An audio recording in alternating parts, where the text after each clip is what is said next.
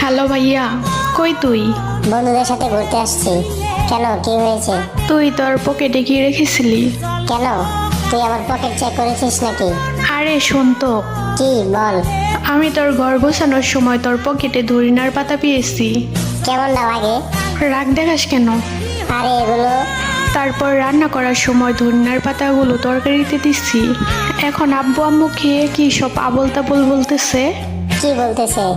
বাবা বলতেছে আমি আকাশে উঠতেছি, মা বলতেছে আমি চাঁদের দেশে যাচ্ছি। আর কি কি বলে? বাবা বলতেছে আকাশের উপর দিয়ে নাকি বিয়ের সব যাত্রী যাচ্ছে, মা বলতেছে চাঁদের দেশে নাকি বর দেখতে যাবে। আর কিছু বলে নাই? বলতেছে তো অনেক কিছু। আচ্ছা, বাসায় কি তেঁতুল বা লেবু আছে? ফ্রিজে লেবু আছে। কেন, লেবু দিয়ে কি হবো? তুই দুইজনকে লেবু খাওয়া। কিন্তু কেন? বেশি কথা বলিস না, যা বলতেছি তাই কর। আমি বাসায় আসতেছি। আচ্ছা ঠিক আছে, তাড়াতাড়ি আয়। আসতেছি। ওই ভাইয়া, তাড়াতাড়ি বাড়িতে আয়, আমারও জানি কেমন কেমন লাগে এখন। তুই ওই খাবার খাইছস নাকি? তোর সাথে কথা বলতে বলতে খাইলাম। কাম সারছে রে। আচ্ছা, তুই লেবু খা।